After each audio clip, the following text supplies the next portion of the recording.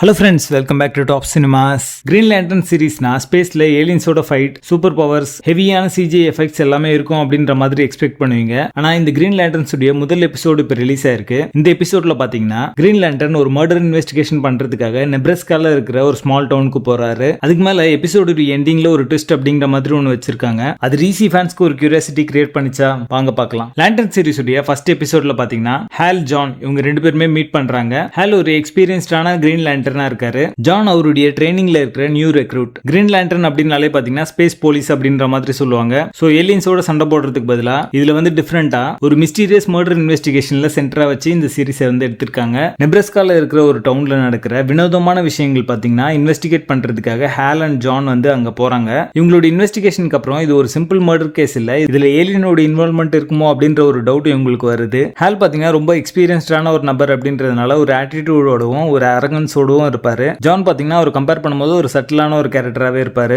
ரெண்டு பேருக்கும் இருக்கிற கெமிஸ்ட்ரி அண்ட் டிஃபரன்சஸ் என்ன அப்படின்றத இந்த எபிசோட்ல சொல்லியிருப்பாங்க. அந்த டவுன்ல இருக்கிற ஷெரீஃப்ல இருந்து ஆரம்பிச்சு மற்ற கேரக்டர்ஸ் எல்லாருமே பாத்தீங்கன்னா ஒரு சஸ்பீஷியஸ் கேரக்டராகவே இருப்பாங்க. 2026க்கு டைம் ஜம்ப் பண்ணி இந்த எபிசோடு எண்ட்ல பாத்தீங்கன்னா ஒரு ட்விஸ்ட் கொடுத்து முடிச்சிருப்பாங்க. இறுதியில ஜான் அந்த மிஸ்டரியை வந்து சால்வ் பண்ணுவாரா அப்படின்ற மாதிரி முடிச்சிருப்பாங்க. 1996, 2016, 2026 இந்த 3 டைம்ல இன்னும் நடக்கிற விஷயங்களை இந்த எபிசோட் முழுக்கவே சொல்லியிருக்காங்க. முதல் பைலட் எபிசோட் அப்படின்னா எல்லா கேரக்டர்ஸும் வந்து எஸ்டாப்ளிஷ் பண்ணுவாங்க. பட் எந்த ஒரு கேரக்டருமே எனக்கு கனெக்ட் ஆகல. சோ அந்த கேரக்டர்ஸ்க்கு என்ன நடந்தாலுமே ஒரு கியூரியாசிட்டி எலிமெண்ட் அப்படின்றது எனக்கு கிரியேட் ஆகல. அதனாலே பாத்தீங்கன்னா கடைசி ட்விஸ்ட் வந்து எனக்கு பெருசா ஒர்க் அவுட் ஆகல அப்படின்னு தான் நான் சொல்லுவேன். பேசிக்காவே பாத்தீங்கன்னா கிரீன் லேண்டர் படம் நான் பார்த்திருக்கேன், அது பெருசா எனக்கு பிடிக்காது. சோ இது ரீபூட் பண்றாங்களே, ஒரு டீசென்ட்டா வந்து மறுபடியும் கொண்டு வர போறாங்க அப்படின்ற மாதிரி ஒரு ஓப்பன் மைண்ட் செட்டோட எந்த எக்ஸ்பெக்டேஷனும் இல்லாம தான் இந்த சீரிஸ் பார்த்தேன். அப்படி பார்த்துமே இந்த சீரிஸ் வந்து எனக்கு பெருசா ஒர்க் அவுட் ஆகல. சூப்பர் பவர்லாம் வச்சுக்கிட்டு மர்டர் இன்வெஸ்டிகேஷன் பண்ணா எப்படி இருக்கும், அது பார்க்கறதுக்கே ஒட்டல சரியா அப்படின்னு தான் நான் சொல்லுவேன். இவங்க சூப்பர் பவர் எதுக்காக யூஸ் பண்ணிருக்காங்கன்னு பாத்தீங்கன்னா சவுடா கார்க்கு வந்து ஓபன் பண்றதுக்கு, கிளப்ல பாட்டு போடுறதுக்கு, இந்த மாதிரியான விஷயத்துக்கு தான் யூஸ் பண்ணிருக்காங்க.